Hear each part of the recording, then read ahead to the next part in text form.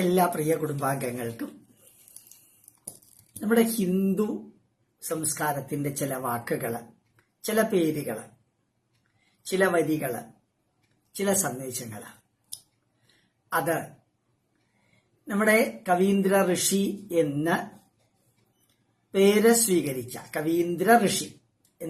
സ്വീകരിച്ച Jeffrey Armstrong എന്ന അമേരിക്കക്കാരൻ ഒരു സിമ്പിൾ മെത്തേഡ്, എല്ലാ കാര്യങ്ങളും പഠിക്കുന്നതിന് മുമ്പ് ചില വാക്കുകൾ പഠിക്കുക. എനിക്ക് വളരെ രസകരമായി തോന്നി കഴിഞ്ഞ ദിവസം. അത് തന്നെ ഞാൻ ഏറ്റുമാനൂർ നന്ദാവനം ഓഡിറ്റോറിയം, ഏറ്റുമാനൂർ മഹാദേവ ക്ഷേത്രത്തിനോട് ചേർന്നുള്ള നന്ദാവനം ഓഡിറ്റോറിയത്തില് മഹാഭാരതത്തിലെ ജീവിത സന്ദേശങ്ങൾ പറയുമ്പോൾ ഞാൻ അവരോട് പറഞ്ഞു, ഈ ജെഫ്രി ആംസ്ട്രോങ് എന്ന കവീന്ദ്ര ഋഷി എന്ന സനാതന ധർമ്മത്തിന്റെ പേര് സ്വീകരിച്ച ഇംഗ്ലീഷുകാരൻ, അദ്ദേഹത്തിന്റെ വേഷഭൂഷാദികളൊക്കെ അമേരിക്കക്കാരനെ പോലെയാണ്. കാവി ഉടുക്കോ തലമുണ്ടനം ചെയ്യുകയോ അങ്ങനെയൊന്നുമില്ല. അദ്ദേഹം പറഞ്ഞു, നിങ്ങൾ ആദ്യം ചെയ്യേണ്ടത് ഹിന്ദു ധർമ്മം പഠിക്കാൻ കുറേ വാക്കുകൾ പഠിക്കുക. വളരെ രസം തോന്നിയതാണ്. അദ്ദേഹത്തിന് 10 വാക്കുകൾ പറയുകയും ചെയ്തു. എനിക്ക് തോന്നി, ഞാൻ ഇന്നലെ മഹാഭാരതത്തിലെ 10 പേരുടെ പേര് പറഞ്ഞു. ധൃതരാഷ്ട്രന്റെ പറഞ്ഞു, വേദവ്യാസന്റെ പറഞ്ഞു, ഗാന്ധാരിയുടെ പറഞ്ഞു, വിതുരന്റെ പറഞ്ഞു, കുന്തിയുടെ പറഞ്ഞു, ശ്രീകൃഷ്ണന്റെ പറഞ്ഞു. ഇങ്ങനെ 10 പേരുടെ പേര് പറഞ്ഞ് അവരുടെ ബാക്ക്ഗ്രൗണ്ടുകളെല്ലാം വിശദീകരിച്ചു. ഒരു അസാധാരണ അനുഭൂതിയായിരുന്നു പങ്കെടുത്തവര്. ഒരാൾ പോലും കൂട്ടമായി വിട്ടില്ല. മാത്രമല്ല, അത് ഞാൻ ലൈവ് കൊടുത്തിരുന്നു. ഇപ്പൊ ഏതാണ്ട് ഇന്നലെ രാത്രി 7:30 മണിക്ക് അത് റെക്കോർഡിംഗ് കഴിഞ്ഞു. ക്ലാസ് കഴിഞ്ഞപ്പോ ഇന്നാവുമ്പോഴത്തേക്ക് ഒരു 6000 പേര് അത് കണ്ടിട്ടുണ്ട്. വളരെ വളരെ സന്തോഷം തോന്നി. 6000 പേര് ഫേസ്ബുക്കിൽ അത് കാണാം. അതിന്റെ ആധാരം ഈ ജെഫ്രി ആംസ്ട്രോങ് എന്ന് പറയുന്ന കവീന്ദ്ര ഋഷി അദ്ദേഹം പറഞ്ഞൊരു മെത്തേഡാണ്. വളരെ കോംപ്ലിക്കേറ്റഡ് ഒന്നുമില്ല, വളരെ സിമ്പിൾ. നിങ്ങൾക്ക് എല്ലാവർക്കും ജീവിതത്തിൽ പകർത്താവുന്നതാണ്. വലിച്ചുവാരി കുറെ തിന്നുന്നതിന് പകരം ഏറ്റവും പോഷകമുള്ള കുറെ കാര്യങ്ങൾ കഴിക്കാം എന്ന് പറയുന്ന പോലെ നമ്മള് കുറേയധികം കാര്യങ്ങൾ ഒരുമിച്ച് പഠിച്ചാൽ ഒന്നും മനസ്സിലാവില്ല. ഹിന്ദു ധർമ്മം അത്രയും വാസ്റ്റാണ്, ഓഷ്യൻ മാതിരിയാണ്. അപ്പൊ അതിലെ ചില വാക്കുകളാണ് ഞാൻ നിങ്ങളുടെ അടുത്ത് ഇന്ന് പറയുന്നത്. 10 വാക്കുകള് ശരിക്കും 10 പേരുകളാണ്. അതിലെ ഒന്നാമത്തേത് പ്രപഞ്ച പുരുഷ ചൈതന്യം. ഹിന്ദു ധർമ്മത്തിന്റെ അടിത്തറയാണ്. വേദങ്ങൾ മുഴുവനും വിവരിക്കുന്നതും കുറച്ച് ഉപനിഷത്തുകൾ വിവരിക്കുന്നതും പിന്നെ തത്വശാസ്ത്രങ്ങളിൽ കുറെ വിവരണങ്ങളുള്ളതും പ്രപഞ്ചത്തിനെ ഒരു പുരുഷ ചൈതന്യമായിട്ട്, എന്നുവെച്ചാൽ ആണുങ്ങളെ പോലെ കാണാന്നുള്ളതല്ല, പ്രപഞ്ചം ഒരു മനുഷ്യരൂപത്തിൽ കാണാം. പ്രകർഷേണ പഞ്ചീകൃതം പ്രപഞ്ചം, പ്രകർഷേണ ഗ്ലോറിയസ്ലി. പഞ്ചീകൃതം 5 എണ്ണത്തിനെ ഒരുമിച്ച് ചേർത്തേക്കണത്, അതാണ് പ്രപഞ്ചം. പഞ്ചം 5, ഗ്ലോറിയസ്ലി. പൃഥ്വി, അപ്പ്, തേജ, വായു, ആകാശം, പഞ്ചഭൂതങ്ങള്. അതിനെ ഒരുമിച്ച് ചേർത്തിരിക്കുന്നതാണ് ഈ പ്രപഞ്ചം. അതിനകത്തൊരു അവയർനെസ്സും കോൺഷ്യസ്നെസ്സും ഉണ്ട്, സ്വബോധമുണ്ട്. നക്ഷത്രങ്ങളും ബ്ലാക്ക് ഹോൾസും സൂര്യനൊക്കെ ജനിക്കുകയും മരിക്കുകയൊക്കെ ചെയ്യുന്നുണ്ട് പ്രപഞ്ചത്തിൽ. സയൻസാണത്. ആ പ്രപഞ്ചത്തിനെ നമ്മൾ ഈശ്വരനായിട്ട് കാണുന്നു. അത് പ്രപഞ്ച പുരുഷ ചൈതന്യമായിട്ട് കാണുന്നു. As is the microcosm, so is the macrocosm. As is the human body, so is the cosmic body. അപ്പൊ ഈ പ്രപഞ്ചത്തിനെ ഈശ്വരനായിട്ട് കാണുക. പ്രപഞ്ചത്തിലെ സർവ്വഗ്രഹങ്ങളും സർവ്വതിനെയും ഈശ്വരനായിട്ട് കാണുക. വിഷ്ണു സഹസ്രനാമത്തിലെ വിശ്വം വിഷ്ണു വഷട്കാരോ അതാ പറയുന്നത്. വേദത്തില് സഹസ്രശീർഷ പുരുഷ സഹസ്രാക്ഷ സഹസ്രപാദ്. ആയിരക്കണക്കിന് കണ്ണുകളും ആയിരക്കണക്കിന് തലകളും ആയിരക്കണക്കിന് മുഖങ്ങളും ആയിരക്കണക്കിന് കൈകളും കാലുകളും ഉള്ള ഒരു പ്രപഞ്ച പുരുഷ ചൈതന്യത്തെ കാണുന്നതാണ് ഹിന്ദു ധർമ്മത്തിലെ വൈദിക വിധി പ്രകാരമുള്ള ഈശ്വര ചിന്താധാര. പ്രപഞ്ചത്തിനെ ഈശ്വരനായിട്ട് കാണുക. ഏതാണ്ട് മനസ്സിലായി വിചാരിക്കുന്നു. രണ്ടാമത്തെ വാക്ക് പ്രകൃതി. നമ്മളുടെ ചുറ്റും തന്നെ നോക്കുക. എത്ര തരം പൂക്കൾ, എത്ര തരം കായ്കൾ, എത്ര തരം മരങ്ങൾ, എത്ര തരം വേരുകള്, തണ്ടുകള്, തടികള്, എത്ര തരം ജീവികള്, എത്ര തരം പുഴുക്കള്, എത്ര തരം പ്രാണികള്. ഇതെല്ലാം ജനിച്ച് നിലനിന്നില്ലാതെ ആയിക്കൊണ്ടിരിക്കുന്നു. എങ്ങനെയാണോ ഗാലക്സികളും നക്ഷത്രങ്ങളും ജനിച്ച് നിലനിന്നില്ലാതെയാവുന്നത്, അതുപോലെ മഴക്കാലത്ത് എത്ര തരം ജീവികളാ വരിക, എത്ര തരം കൊതുകുകളാ, എന്തെല്ലാം ഉണ്ടാവുന്നു. ഇതെല്ലാം ജനിച്ച് നിലനിന്നില്ലാതെയാകുന്നതിന്റെ പുറകിൽ ഒരു ശക്തിയുണ്ട്. ആ ശക്തിയെയാണ് നമ്മൾ പ്രകൃതി ശക്തി എന്ന് പറയാ. ആ പ്രകൃതി ഒരു താളമുണ്ട്. ചിലപ്പോൾ കൊടുങ്കാറ്റടിക്കും, ചിലപ്പോൾ ഭൂമി കുലുക്കം ഉണ്ടാവും, ചിലപ്പോൾ നല്ല വെയിലുണ്ടാവും, ചിലപ്പോൾ നല്ല തണുപ്പുണ്ടാവും, ചിലപ്പോൾ നല്ല മഴയുണ്ടാവും. ചിലപ്പോ കൊടുങ്കാറ്റ് ഉണ്ടാവും, ചിലപ്പോ ശാന്തമായിട്ടുള്ള കാറ്റുണ്ടാവും. ഇതെല്ലാം ഇങ്ങനെ ആരോ കൺട്രോൾ ചെയ്യുന്ന മാതിരി പ്രകൃതിയിലുണ്ട്. ആ പ്രകൃതിയെ നമ്മള് പ്രകൃതി ദേവിയായിട്ട് പറയുന്നു. നിങ്ങളുടെ മക്കൾക്ക് ഇത് പറഞ്ഞു കൊടുക്കണം. പ്രപഞ്ചപുരുഷം ഈ പ്രപഞ്ചത്തിനെ മുഴുവനും, കോസ്മിക് സിസ്റ്റത്തിനെ മുഴുവനും കൂടി ചേർത്ത് ഒരു ഈശ്വര രൂപമായിട്ട് മനസ്സിനകത്ത് കാണുക അകക്കണ്ണുകൊണ്ട്. പ്രകൃതി ദേവി, ഈ പ്രകൃതിയിൽ മത്തങ്ങയും കുമ്പളങ്ങയും പടവലങ്ങയും പാവയ്ക്കയും എല്ലാം ഉണ്ടാവും. നിങ്ങൾ നോക്കുക, സൂര്യപ്രകാശവും വെള്ളവും കൊണ്ടാണ് ഇതെല്ലാം ഉണ്ടാവുന്നത്. സൂര്യപ്രകാശവും വെള്ളവും ഭൂമിയിലെ വളവും ഉപയോഗിച്ചിട്ടാണ് ചേന ഉണ്ടാവുന്നത്, കാച്ചിലുണ്ടാവുന്നത്, ഉരുളക്കിഴങ്ങ് ഉണ്ടാവുന്നത്, മരച്ചീനി ഉണ്ടാവുന്നത്, ചേമ്പ് ഉണ്ടാവുന്നത് എല്ലാം ഭൂമിയുടെ അടിയിൽ ഉണ്ടാവാണ്. ഉപയോഗിച്ചത് സൂര്യപ്രകാശവും വെള്ളവും മാത്രമാണ്. പക്ഷെ ആ ചെടി വ്യത്യസ്ത പ്രോഡക്റ്റുകളാണ് ഉണ്ടാക്കിയത്. ഇനി നമ്മൾ എന്താ പറയാ, ഇറ്റ് ഈസ് നാച്ചുറൽ. അതാണ് പ്രകൃതി. കാച്ചില് ഉണ്ടാക്കുന്ന രീതി, ചേന ഉണ്ടാക്കുന്നത്, ഉരുളക്കിഴങ്ങ് ഉണ്ടാക്കുന്നത്, മരച്ചീനി ഉണ്ടാക്കുന്നത്, ചേമ്പത്ത് ഉണ്ടാക്കുന്നത്, പിന്നെ എത്രയെല്ലാം തരത്തിലുള്ള കിഴങ്ങുകളാണ് ഉണ്ടാക്കുന്നത്. പക്ഷെ ഉപയോഗിക്കുന്ന സൂര്യപ്രകാശവും വെള്ളവും മാത്രം. അത് പ്രകൃതിയുടെ നിയമമാണ്, നാച്ചുറൽ എന്ന് പറയും. പിന്നെ ഈ പ്രപഞ്ചപുരുഷനെ കുറിച്ച് നമുക്ക് മണ്ണിലോ നമ്മുടെ മനസ്സിലോ ഓർമ്മിക്കാൻ സാധിക്കില്ല. അതുകൊണ്ടൊരു മനുഷ്യന്റെ രൂപം നീല നിറത്തില്, ആകാശത്തിന്റെ അനന്തതയെ സൂചിപ്പിക്കുന്ന നീല നിറം, സമുദ്രത്തിന്റെ അനന്തതയെ സൂചിപ്പിക്കുന്ന നീല നിറം, ആ നീല നിറം കൊടുത്ത് ഒരു സങ്കല്പം, മഹാവിഷ്ണു സങ്കല്പം നമ്മൾ ഉണ്ടാക്കി. കണ്ണ്, മൂക്ക്, നാക്ക് ഇതൊക്കെ മനുഷ്യരൂപം പോലെ കൊടുത്ത് നമ്മൾ മനുഷ്യനെ ഇമാജിൻ ചെയ്യാൻ ഏറ്റവും എളുപ്പമുള്ള മഹാവിഷ്ണുവിനെ സൃഷ്ടിച്ചു. ആ പ്രപഞ്ച ചൈതന്യം, പ്രപഞ്ചപുരുഷൻ തന്നെയാണ് മഹാവിഷ്ണു ആയിട്ടുള്ളത്. പ്രപഞ്ചപുരുഷൻ ഇത്രയും വലിയ പ്രപഞ്ചം, trillions and trillions and trillions of light years ഉള്ള പ്രപഞ്ചത്തെ ഒരു മനുഷ്യരൂപം കൊടുക്കുന്നതിന് പകരം കുറെ കൂടി സിംപ്ലിഫൈ ചെയ്ത് നമുക്ക് എളുപ്പത്തിൽ മനസ്സിലാക്കാൻ മഹാവിഷ്ണു, നീല നിറം പ്രപഞ്ചത്തിന്റെ നിറമാണത്. സമുദ്രത്തിന്റെയും ആകാശത്തിന്റെയും അനന്തത കാണിക്കുന്ന നിറമാണ്. അതാണ് മഹാവിഷ്ണു. ആ മഹാവിഷ്ണുവിനെ കുറിച്ച് വിവരിക്കുന്നതാണ് പുരുഷ സൂക്തം. പ്രപഞ്ചപുരുഷനെ കുറിച്ച് വിവരിക്കുന്നതാണ് പുരുഷ സൂക്തം. പ്രപഞ്ചപുരുഷനെ കുറിച്ച് കുറെ കൂടി സിംപ്ലിഫൈ ചെയ്ത് വിവരിക്കുന്നതാണ് വിഷ്ണു സഹസ്രനാമം. പ്രകൃതി ദേവിയെ കുറിച്ച് സിംപ്ലിഫൈ ചെയ്ത് വിവരിക്കുന്നതാണ് ലളിതാ സഹസ്രനാമം, ദേവീ രൂപത്തില്. അപ്പൊ നമ്മളിപ്പോ പ്രപഞ്ചപുരുഷനെ കുറിച്ച് പഠിച്ചു. ഇനി നിങ്ങൾ തന്നെ ചിന്തിക്കുക, പ്രകൃതി പ്രകൃതിയെക്കുറിച്ച് പഠിച്ചു, മഹാവിഷ്ണുവിനെ കുറിച്ച് പഠിച്ചു, നീല നിറം. ഇനി ബ്രഹ്മാവ്. ഈ പ്രപഞ്ചമാകുന്ന മഹാവിഷ്ണുവിനെ പൊക്കിൾക്കൊടി പോലെ കണക്ട് ചെയ്തിരിക്കുന്നതാണ് ബ്രഹ്മാവ്. അതിൽ നിന്നാണ് എനർജിയും മെറ്റീരിയലും എടുത്ത് ബ്രഹ്മാവ് സൃഷ്ടി നടത്തുന്നത്. അപ്പൊ പ്രകൃതിയിൽ സൃഷ്ടി നടത്തുന്ന ഒരു ശക്തിയെ 10 ലക്ഷം തരത്തിലുള്ള 1.2 million type of animals, 4 lakhs type of plants and 80,000 types of trees and micro organisms, 1 million. ഇന്നലെ വേറെ ആരോ പറയുന്നത് കേട്ടു 8 ലക്ഷം തരത്തിലുള്ള ജന്തുക്കളെന്ന്. എത്രയായാലും വിരോധമില്ല. അവയെല്ലാം സൃഷ്ടിക്കുന്ന പ്രകൃതിയിലൊരു ശക്തിയുണ്ട്. അതിനെ നമ്മൾ ബ്രഹ്മാവ് എന്ന് കൊടുത്തു. ബ്രഹ്മത്തിൽ നിന്നാണ് ബ്രഹ്മാവ് എന്ന വാക്കുണ്ടായത്. ബ്രഹ്മം എന്ന് വെച്ചാൽ എനർജി. അതിൽ നിന്ന് ബ്രഹ്മാവ്. അത് കണക്ട് ചെയ്തിരിക്കുന്നത് മഹാവിഷ്ണു എന്ന പ്രപഞ്ചത്തിന്റെ പൊക്കിൾക്കൊടിയിലൂടെ. ബ്രഹ്മാവിന് 4 തലയുണ്ട്, X axis, Y axis, Z axis, time axis, സൃഷ്ടിക്ക് ആവശ്യമായിട്ടുള്ളത്. ആ ബ്രഹ്മാവിന് നമ്മൾ അമ്പലം പണിയാറില്ല. കാരണം ബ്രഹ്മാവാണ് എല്ലാത്തിനെയും സൃഷ്ടിച്ചത്. ആ ബ്രഹ്മാവിന് നമ്മൾ ഒരു അമ്പലം സൃഷ്ടിക്കേണ്ട ആവശ്യമില്ല. എന്നാലും ചില സ്ഥലത്ത് ബ്രഹ്മാവിന് അമ്പലം ഉണ്ട് കേട്ടോ. ചിലപ്പോൾ ചിലര് കളിയാക്കാറുണ്ട്, ബ്രഹ്മാവിന്റെ പുത്രി സരസ്വതി, സരസ്വതിയെ തന്നെ, മകളെ തന്നെ ബ്രഹ്മാവ് ഭാര്യയായിട്ട് എടുത്തത്. ഒന്നുമില്ലാതിരുന്ന കാലത്ത് എല്ലാത്തിനെയും സൃഷ്ടിച്ച ആ സിംബോളിക് പ്രസന്റേഷനാണ് സരസ്വതിയെയും സൃഷ്ടിച്ചത്. സിമ്പിളാണ്, സിംബോളിക്കാണത്. സരസ്വതി എന്ന സ്ത്രീയില്ല, ലക്ഷ്മി എന്ന സ്ത്രീയില്ല, പാർവതി എന്ന സ്ത്രീയില്ല.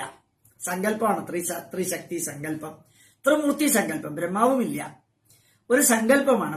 പ്രകൃതിയില് സൃഷ്ടി നടത്തുന്ന 4 അക്ഷങ്ങളുള്ള സൃഷ്ടികർത്താവായ മഹാവിഷ്ണുവുമായിട്ട് കണക്ട് ചെയ്തിരിക്കുന്ന, പൊക്കിൾക്കൊടി വഴിക്ക് കണക്ട് ചെയ്തിരിക്കുന്ന ബ്രഹ്മാവ് പ്രകൃതിയിലെ സൃഷ്ടിക്ക് ആധാരമായ ചൈതന്യം. മഹാവിഷ്ണു പ്രകൃതിയിലെ സ്ഥിതി, നിലനിൽപ്പ് അതാണ്. അത് അനന്തമാണ്. മഹാവിഷ്ണു ശിവൻ ഈ പ്രകൃതിയിൽ സംഹാരശക്തിയുണ്ട്. ആ സംഹാരശക്തിയുടെ അധിപനാണ് ശിവൻ. അത് തൃക്കണ്ണിലൂടെയുള്ള അഗ്നി കൊണ്ടാകാം സംസ്കാരം, ജടയിലുള്ള വായു, വെള്ളം, അതുകൊണ്ടായിരിക്കാം സംഹാരം നടക്കുന്നത്. അല്ലെങ്കിൽ കയ്യിലുള്ള ശൂലം, ആയുധം കൊണ്ടാവാം ഒരാള് മരിക്കുന്നത്. അല്ലെങ്കിൽ international medical association, Indian medical association എംബ്ലമാണ് സർപ്പം. ആ സർപ്പം രോഗത്തെ പ്രതിനിധാനം ചെയ്തു. ഈ 4 കാര്യങ്ങൾ കൊണ്ടാണ് മരിക്കുന്നത്. അപ്പൊ ശിവൻ ഈ 5 കാര്യം, 4 അല്ല 5 കാര്യങ്ങൾ കൊണ്ട്, അത് അഗ്നിയാകാം, വായുവാകാം, വെള്ളമാകാം, രോഗമാകാം, ആയുധമാകാം. ഇത് 5ഉം ശിവനിലുണ്ട്.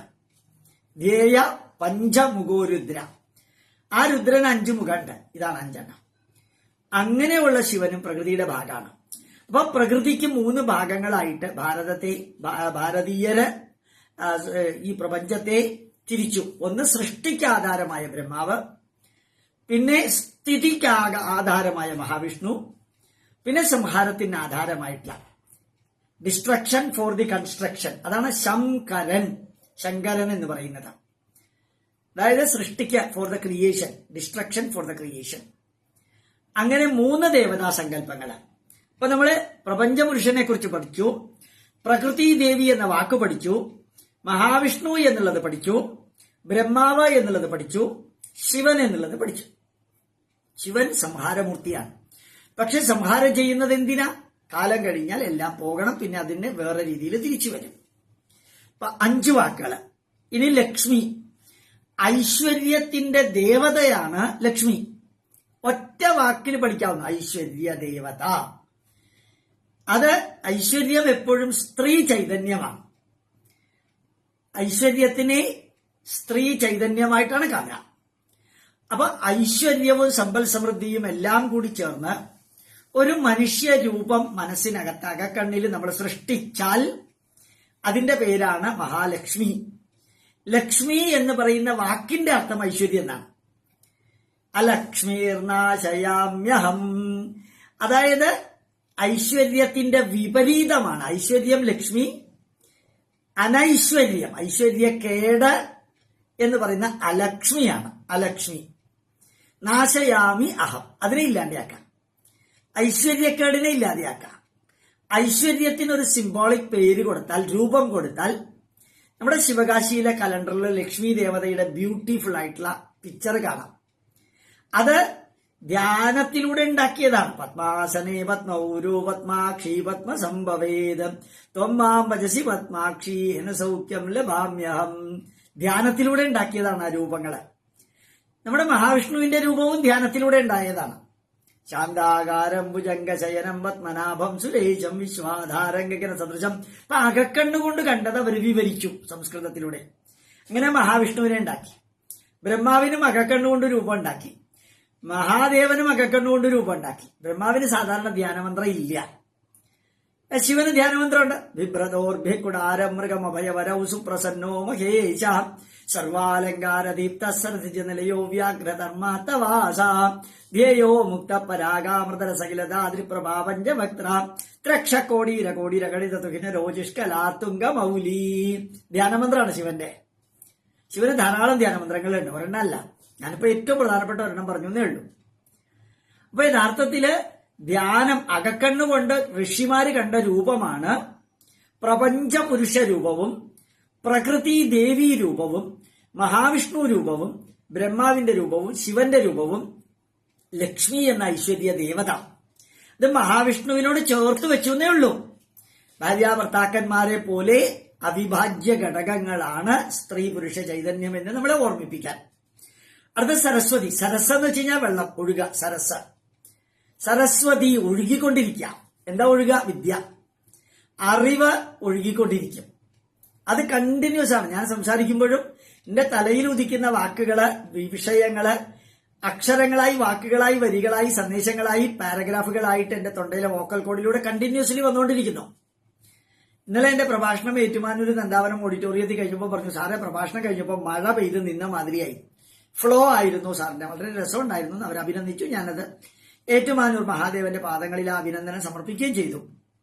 അപ്പൊ സരസ് എന്ന് വെച്ച് കഴിഞ്ഞാൽ ഒഴുകുന്നത്, വിദ്യ ഒഴുക, കറണ്ട് ഒഴുകുന്നുണ്ട്, ചൂട് ഒഴുകുന്നുണ്ടായിരിക്കും. അതുപോലെ തന്നെ എല്ലാം ഒഴുകുന്നതുണ്ട്. ഒഴുകുന്നതാണ് സരസ്വതി, അതിന്റെ ഉടമസ്ഥ, വിദ്യയുടെ ഉടമസ്ഥ. അത് ബ്രഹ്മാവുമായിട്ട് ചേർത്തിരിക്കുന്നു. എന്തിനാ ബ്രഹ്മാവുമായിട്ട് ചേർത്തത്? ബ്രഹ്മാവാണ് സൃഷ്ടികർത്താവ്. സൃഷ്ടിക്ക് x axis, Y axis, Z axis, time axis. ഇത് മാത്രം പോരാ, എന്ത് സൃഷ്ടിക്കണമെങ്കിലും അറിവ് വേണം. അറിവില്ലാതെ ഒരു സൃഷ്ടിയും നടക്കില്ല. അതുകൊണ്ട് സരസ്വതിയെ ചേർത്തു. ശിവൻ, ശിവശക്തിയായുക്തോ, സംഹാരത്തിന് ശക്തി വേണം. ഭൂമി ഉലുക്കമാണെങ്കിലും ശരി, ടെമ്പസ്റ്റ് ആണെങ്കിലും സൈക്ലോൺ ആണെങ്കിലും ടോർണാഡോ ആണെങ്കിലും ടൊറൻഷ്യൽ മഴയാണെങ്കിലും വെള്ളത്തിന്റെ ഫ്ലോ ആണെങ്കിലും അഗ്നിയുടെ ഫ്ലോ ആണെങ്കിലും പവർഫുൾ ആയിട്ടുള്ള അഗ്നി, പവർഫുൾ ആയിട്ടുള്ള വാട്ടർ ഫ്ലോ, പവർഫുൾ ആയിട്ടുള്ള എയർ കറന്റ്, പവർഫുൾ ആയിട്ടുള്ള ഇലക്ട്രിസിറ്റി, ആ പവർഫുൾ ആയിട്ടുള്ള രോഗം എങ്കിലേ സംഹാരം ഉണ്ടാവുള്ളൂ. അതുകൊണ്ട് ശിവന്റെ കൂട്ടത്തിൽ പവർഫുൾ ആയിട്ടുള്ള ശക്തി ഉണ്ടാവണം. ശിവശക്തിയായുക്തോ എന്ന് പറയുന്നത് ശക്തി അർദ്ധനാരീശ്വരനാണ്. രണ്ടും അവിഭാജ്യ ഘടകമാണ്. സംഹാരത്തിന് ശിവൻ പകുതി അത് മംഗളകരം, ശക്തി പകുതി പാർവതി. അതേറ്റവും ഉജ്ജ്വലമായിട്ടുള്ള പർവ്വതസ്യ അപത്യംസം. ഇപ്പൊ നമ്മളിപ്പോ പഠിച്ചത് പ്രപഞ്ചപുരുഷ ചൈതന്യം എന്താണ്, പ്രകൃതി ദേവി ചൈതന്യം എന്താണ്, മഹാവിഷ്ണു എന്ന് പറഞ്ഞാൽ എന്താണ്, ബ്രഹ്മാവ് എന്ന് പറഞ്ഞാൽ എന്താണ്, ശിവൻ എന്ന് പറഞ്ഞാൽ എന്താണ്, ലക്ഷ്മി എന്ന് പറഞ്ഞാൽ എന്താണ്, സരസ്വതി എന്ന് പറഞ്ഞാൽ എന്താണ്, പാർവതി എന്ന് പറഞ്ഞാൽ എന്താണ്. ഇത്രയും കാര്യം നിങ്ങളുടെ അറിവ് ഞാനിപ്പോ പറഞ്ഞത് കൂടി ചേർത്ത് കുട്ടികൾക്ക് പറഞ്ഞു കൊടുക്കണം. പെട്ടെന്ന് കുട്ടികൾക്ക് പറയാൻ സാധിക്കണം. അപ്പൊ യഥാർത്ഥത്തിൽ ശിവന് മാത്രം 2 രൂപമുണ്ട്. ശാന്തമായ ശിവലിംഗം. ലോകത്തിലെ 448 ആറ്റോമിക് റിയാക്ടറാണുള്ളത്. ലോകത്തിലെ 448 ആറ്റോമിക് റിയാക്ടർ. ആ 448 ആറ്റോമിക് ഇപ്പൊ ഒരു പക്ഷെ കൂടിയിട്ടുണ്ടാവും കേട്ടോ. ഇന്ത്യയിൽ ഉൾപ്പെടെ കുറെ കൂടി കൂടിയിട്ടുണ്ട്. 448 ആറ്റോമിക് റിയാക്ടറും ശിവലിംഗത്തിന്റെ ആകൃതിയിലാണ്. ഒരു വ്യത്യാസമില്ല, ഒരേ രൂപത്തിലാണ്, ശിവലിംഗം മാതിരി തന്നെയാണ്. ആദ്യം ഉണ്ടാക്കിയ ആറ്റോമിക് റിയാക്ടറും ഇപ്പോൾ ഉണ്ടാക്കിക്കൊണ്ടിരിക്കുന്ന ആറ്റോമിക് റിയാക്ടറും ശിവലിംഗത്തിന്റെ രൂപത്തിലാണ്. അതാണ് ശാന്തമായ ശിവൻ. രൗദ്രമായ ശിവനാണ് രുദ്രൻ, താണ്ഡവ നൃത്തമാടുന്ന ശിവൻ. അങ്ങനെ 2 രൂപം മഹാവിഷ്ണുവിനില്ല, 2 രൂപം ബ്രഹ്മാവിനും ഇല്ല, 2 രൂപം ലക്ഷ്മിക്കും സരസ്വതിക്കും പാർവതിക്കും ഇല്ല. ശിവന് മാത്രമേ ഉള്ളൂ. ശാന്തമായ വെള്ളപ്രവാഹം, ശാന്തമായ പ്രകാശം, ശാന്തമായിട്ടുള്ള സൈലന്റ് ആയിട്ടുള്ള രോഗം, ചെറിയൊരു പനി, ശാന്തമായിട്ടുള്ള ആയുധ പ്രയോഗം, ശാന്തമായിട്ടുള്ള അഗ്നി, ശാന്തമായിട്ടുള്ള വായു, ശാന്തമായിട്ടുള്ള ജലപ്രവാഹം. ഇതിന്റെ ഓപ്പോസിറ്റ് ആണ് രൗദ്രം. അപ്പോ ശക്തമായ അഗ്നി, ശക്തമായ വായുപ്രവാഹം, ശക്തമായ ജലപ്രവാഹം, ശക്തമായ രോഗം. ഈ ശക്തി ചേർന്നാൽ സംഹാര ശക്തിയാണ്. ശക്തി ഇല്ലെങ്കിൽ ഏറ്റവും കാം, ക്വയറ്റ്, സിമ്പിളാണ്. അപ്പൊ ശിവന് ശരിക്കും ശിവലിംഗം, ലിംഗം എന്ന വാക്കിന്റെ അർത്ഥം ലിം ഗമയതീതി ലിംഗം. എനർജി ഇങ്ങനെയാണ് പരക്കുക. ശിവന്റെ എനർജി ഇങ്ങനെയാണ്. വിളക്കിന്റെ എനർജി ഇങ്ങനെയാണ് പരക്കുക. ബൾബൊക്കെ ഇട്ടുകഴിഞ്ഞാൽ ഇങ്ങനെയാണ് വിളക്ക്. പിന്നെ മുകളിലേക്ക് ചൂടും. ശിവലിംഗം ഇങ്ങനെയാണ്. അതുകൊണ്ട് ധാരക്കടാരം വഴി എപ്പോഴും ശിവലിംഗത്തിലേക്ക് വെള്ളം ഒഴിച്ചുകൊണ്ടേയിരിക്കും. ആറ്റമിക് റിയാക്ടറിലേക്ക് 24 മണിക്കൂറും ഹെവി വാട്ടർ വേണം. ശിവലിംഗത്തിലേക്ക് 24 മണിക്കൂറും ഓർഡിനറി അഭിഷേക ജലം വേണം. വളരെ ഗംഭീരമായിട്ടുള്ള കമ്പാരിസൺ ആണ് ശിവലിംഗവും ആറ്റമിക് റിയാക്ടറും തമ്മിൽ. അപ്പൊ ശിവന് 2 രൂപമുണ്ട്. രൗദ്രമായ താണ്ഡവ നൃത്തമാടുന്ന രൂപം, ശാന്തമായ ശിവലിംഗത്തിന്റെ രൂപം. ഇത് ഇപ്പൊ ശിവനെ കുറിച്ച് പഠിച്ചു. ലക്ഷ്മി ഐശ്വര്യത്തിന്റെ പ്രതീകമാണ്. ശ്രേഷ്ഠമായ ധനം, സമ്പത്ത്, സമൃദ്ധി എല്ലാത്തിന്റെയും. സരസ്വതി അറിവിന്റെ ദേവതയാണ്. സൃഷ്ടിക്ക് ആവശ്യമായിട്ടുള്ള എല്ലാ അറിവും സരസ്വതിയിൽ നിന്ന്. പാർവതി ശക്തിയുടെ പ്രതീകമാണ്. ത്രിശക്തി: ഇച്ഛാശക്തി, ജ്ഞാനശക്തി, ക്രിയാശക്തി. ഇച്ഛാശക്തി ലക്ഷ്മിയും ജ്ഞാനശക്തി സരസ്വതിയും ക്രിയാശക്തി പാർവതിയുമായിട്ടാണ് സിംബോളിക്കലി പറയാറുള്ളത് ലളിതാ സഹസ്രനാമത്തില്. എല്ലാ ശക്തികളും ഒന്ന് തന്നെയാണെങ്കിലും എല്ലാം നമ്മൾ പഠിക്കുമ്പോൾ. പിന്നെ അടുത്തത് 9ാമത്തേത് ഗണപതി. ഗണം എന്ന് പറഞ്ഞാൽ സർവവിധത്തിലുള്ള പ്ലസുകളും മൈനസുകളും അതിന്റെ പതിയാണ്. ഇപ്പൊ നമ്മള് എന്ത് പ്രശ്നങ്ങൾ ഉണ്ടായാലും ഭൂതഗണങ്ങള്, എന്റെ സുഹൃത്ത് ഗണങ്ങള്, പിന്നെന്താ പറയാ, നമ്മൾ സാധാരണ ഫാൻ അസോസിയേഷൻ എന്നൊക്കെ പറയും. ഇപ്പോ അഭ്യുദയകാംക്ഷികളുടെ ഗണങ്ങള്, കൂട്ടങ്ങള്, ആ കൂട്ടത്തിനാണ് ഗണം എന്ന് പറയാ. ഗണിക്കപ്പെടേണ്ടതെന്ന് പറയാൻ കാരണം എന്താണ്? അത് എണ്ണേണ്ടതാണ്, എണ്ണി മനസ്സിലാക്കേണ്ടതാണ്. നമ്പർ ഉണ്ട്. ഏത് തരത്തിലുള്ള വിഘ്നങ്ങളും വരാം. വിഘ്നങ്ങൾ വരാൻ ഒരു ഗണമുണ്ട്, കാര്യമുണ്ട്. വെറുതെ സ്കൂട്ടറിൽ പോകുന്ന വീഴില്ല. ഒന്നില്ലെങ്കിൽ ബ്രേക്ക് പോയിട്ടുണ്ടാവും, അല്ലെങ്കിൽ ക്ലച്ച് പോയിട്ടുണ്ടാവും, അല്ലെങ്കിൽ വേറെ വണ്ടിയിൽ ഇടിച്ചിട്ടുണ്ടാവും. അതാണ് ഗണപതിയുടെ പ്രത്യേകത. അപ്പൊ ഗണപതി വിഘ്നങ്ങള് ഇല്ലാതെയാക്കുന്ന ദേവതാസങ്കല്പാണ്. വിഘ്നങ്ങൾ ഇല്ലാതെയാക്കുന്ന ദേവതാസങ്കല്പം ഗണപതി. ഇന്ന് ലോകത്തിൽ ഗണപതിയെ അസാധാരണമായിട്ട് പലരും പൂജിക്കുന്നുണ്ട്. പൂജിക്കുന്നവരുടെ എണ്ണം കൂടി കൂടി കൂടി കൂടി കൂടി വരികയാണ്. ഗണപതിയെ പൂജിക്കുന്നവരുടെ എണ്ണം. കാരണം നമ്മുടെ ജീവിതത്തിന് മുമ്പോട്ടുള്ള പോക്കില് എന്തെപ്പ എങ്ങനെ സംഭവിക്കുന്ന അറിഞ്ഞൂടാ. അതുകൊണ്ട് ശ്രദ്ധിക്കാനുള്ളത്, ആ സംഭവിക്കാൻ സാധ്യതയുള്ള n നമ്പർ ഓഫ് പാരാമീറ്റേഴ്സിന്റെ അധിപനായിട്ടുള്ള ഗണപതിയോട് നമ്മൾ പ്രാർത്ഥിക്കാം. വിഘ്നേശ്വര, വിഘ്നത്തെ ഇല്ലാതെയാക്കുന്ന ഈശ്വര, അങ്ങ് കാത്തോളണമേ. എത്ര നല്ലൊരു സങ്കല്പമാണ്.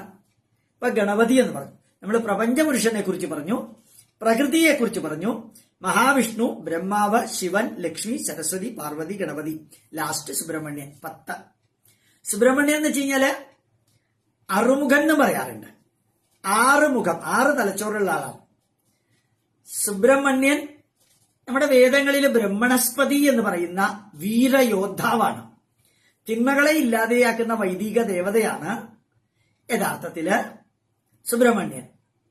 അറുമുഖൻ. അറുമുഖൻ എന്ന പേര് തമിഴിലാണ് വന്നത്. സംസ്കൃതത്തിൽ അറുമുഖൻ ഇല്ല. എന്താ അറുമുഖൻ? ശിക്ഷ എന്ന വിഷയം, നിരുക്തം, വ്യാകരണം, ചന്ദശാസ്ത്രം, കൽപ്പശാസ്ത്രം, ജ്യോതിഷം. ശിക്ഷ എന്ന് വെച്ചാൽ വേദമന്ത്രങ്ങൾ എങ്ങനെയാണ് പഠിക്കേണ്ടത് എന്നുള്ളതിനെ കുറിച്ച് വിവരിക്കുന്ന പാഠങ്ങളാണ് ശിക്ഷ. നിരുക്തം, സംസ്കൃത വാക്കുകൾ എങ്ങനെയാണ് ഉണ്ടായത് എന്ന് വിവരിക്കുന്ന 18 പുസ്തകങ്ങളാണ് നിരുക്തം. ശിക്ഷയും 18 പുസ്തകങ്ങളാണ്. വേദം എങ്ങനെ ആലപിക്കണം. അപ്പോ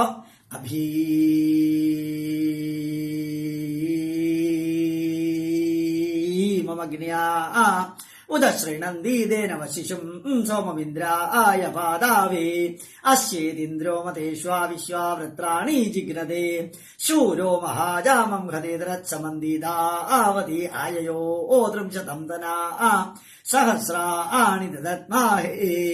ഈ സ്വരം ശിക്ഷാഗ്രന്ഥങ്ങളാണ് പഠിപ്പിക്കുന്നത്. 18 പുസ്തകമുണ്ട്. ഇപ്പൊ ശിക്ഷാഗ്രന്ഥം നിരുക്തം.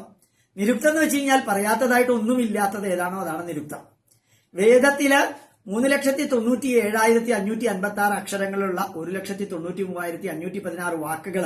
ആ വാക്കുകൾ എങ്ങനെയാ ഉത്ഭവിച്ചത് എന്ന് വിവരിച്ചിരിക്കുന്നത് നിരുക്ത ഗ്രന്ഥത്തിലാണ്. നിഘണ്ടുവാണത്.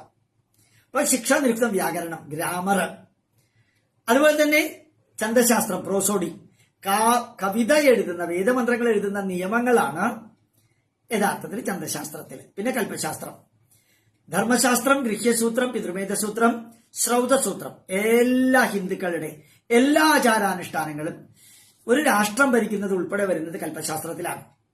4 മേജർ കൽപ്പശാസ്ത്രം, പിന്നെ ഉപകൽപ്പശാസ്ത്രങ്ങൾ വേറെയുണ്ട്. ജ്യോതിഷം, അതിൽ ഗണിതശാസ്ത്രമുണ്ട്, ജ്യോതിശാസ്ത്രമുണ്ട്, അതേപോലെ തന്നെ പ്രൊഡിക്ഷൻ പാർട്ട് ഉണ്ട്. ഒക്കെ അതിനകത്ത് വരും. 6 വേദാംഗങ്ങളുടെ അധിപനാണ് സുബ്രഹ്മണ്യൻ. അതുകൊണ്ടാണ് ഈ വേദാംഗങ്ങൾ പഠിക്കാൻ, ഒരു വേദാംഗം പഠിക്കാൻ ഒരു തല വേണം, 6 വേദാംഗം പഠിക്കാൻ 6 തല വേണം. അതുകൊണ്ടാണ് അറുമുഖൻ സുബ്രഹ്മണ്യൻ 6 തല എന്ന് പറയുന്നത്. യഥാർത്ഥത്തിൽ സുബ്രഹ്മണ്യൻ 6 തലയൊന്നുമില്ല. 6 തലയുടെ കപ്പാസിറ്റി ഉണ്ടെങ്കിലേ നമുക്ക് ഈ 6 വിഷയങ്ങളിലെ 18 പുസ്തകങ്ങൾ വീതം പഠിക്കാൻ പറ്റുള്ളൂ. അപ്പോ യഥാർത്ഥത്തില് സുബ്രഹ്മണ്യനെ കുറിച്ച് നമ്മള് കുറച്ച് മനസ്സിലാക്കി. ഇനി നാളത്തെ ക്ലാസ്സിൽ ഈ 10 എണ്ണം ഒന്നുകൂടി പറയാം. ഗണപതിയുടെ രൂപം ഒന്ന് വിവരിക്കണം എന്ന് അജിത് അങ്കപ്പൻ സാർ പറഞ്ഞിട്ടുണ്ട്. നാളെ അതെല്ലാം കൂടി വിവരിക്കാം. സുബ്രഹ്മണ്യന്റെ രൂപം, അതുപോലെ തന്നെ ഗണപതിയുടെ രൂപം, പാർവതിയുടെ രൂപം, സരസ്വതിയുടെ രൂപം, ലക്ഷ്മിയുടെ രൂപം, ശിവന്റെ ഒക്കെ ഒന്ന് തൊട്ടുകൊണ്ട് പോകാം. ബാക്കിയുള്ളത് നിങ്ങൾ താനെ ഉണ്ടാക്കണം. അങ്ങനെ നമ്മൾ ഒരാളെ മാത്രം ആശ്രയിച്ചല്ല, നമ്മളുടെ ചിന്താശക്തി ആർക്കും അടിയറ വയ്ക്കാതെ പഠിക്കാൻ നമുക്ക് സാധിക്കണം. സാധിക്കട്ടെ എന്ന് പ്രാർത്ഥിക്കുന്നു. പ്രണാമം. നമസ്കാരം.